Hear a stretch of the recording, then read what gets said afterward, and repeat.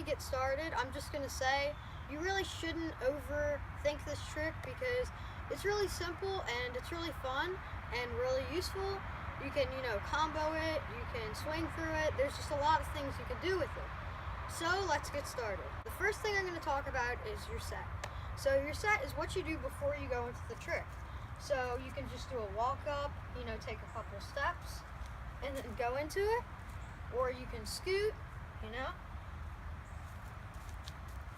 So your set really, it's whatever you feel most comfortable with. You're not, obligated to do one thing or the other. You can get power out of any set as long as you do it right. So like a lot of people Euro step, me personally, I just either take a step forward and then go into it, or I take a couple steps and then do it. You really don't need a lot of steps, but some people take a lot of steps or even run into it until they're comfortable enough. So if you want to do that, go ahead. Alright, so the next thing I'm going to talk about is your block.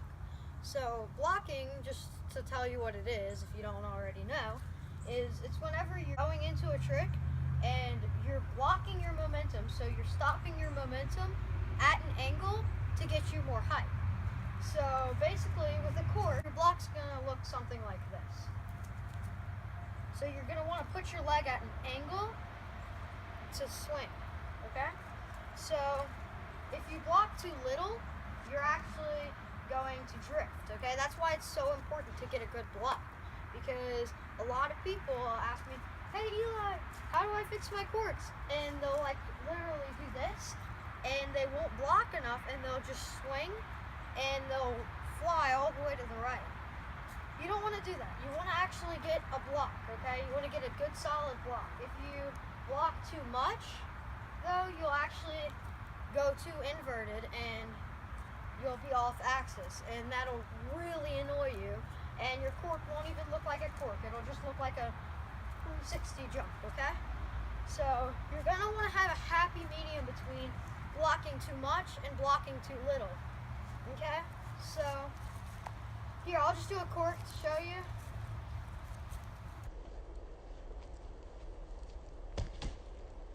That really stunk because it's really early in the morning and I'm tired, but that's what your cork should look like.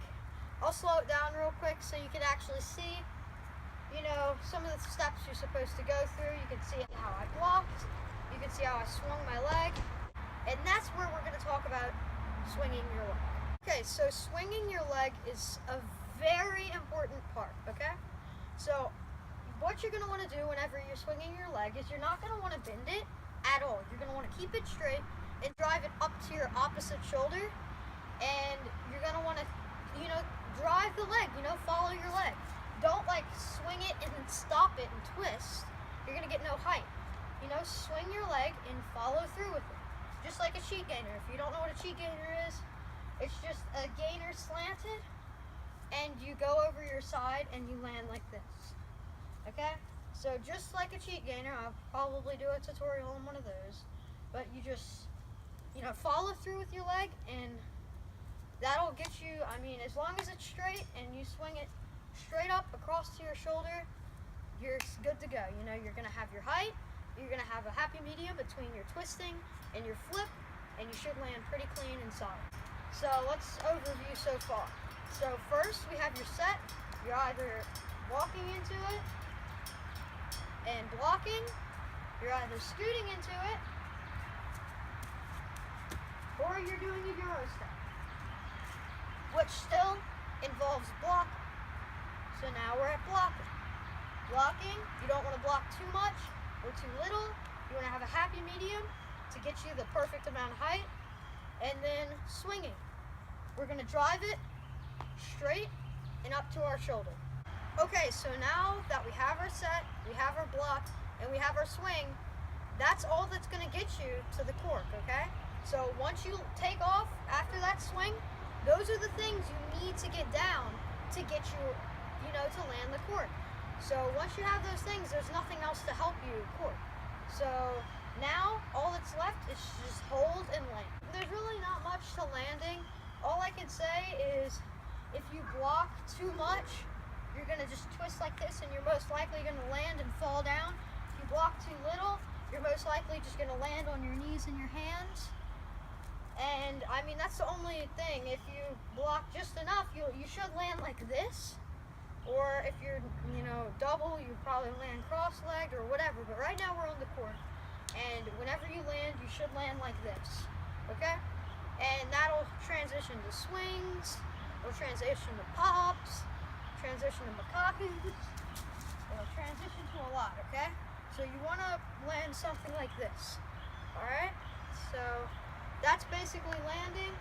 One thing I found that helps with transitioning to other, things is whenever you're corking, if you block a little more than usual, you should land a little more slanted, which will help reach back to Cork Makaku full, which is, I'll play that now.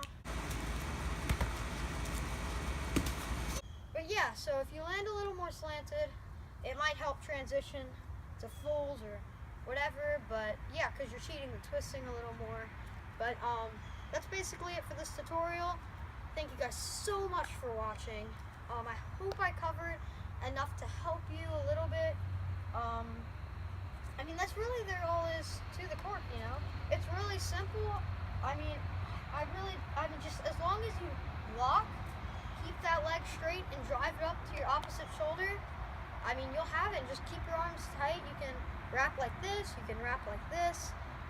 But yeah, that's all there is to it. Thank you guys so much for watching, and I'll see you guys in the next one. Peace out.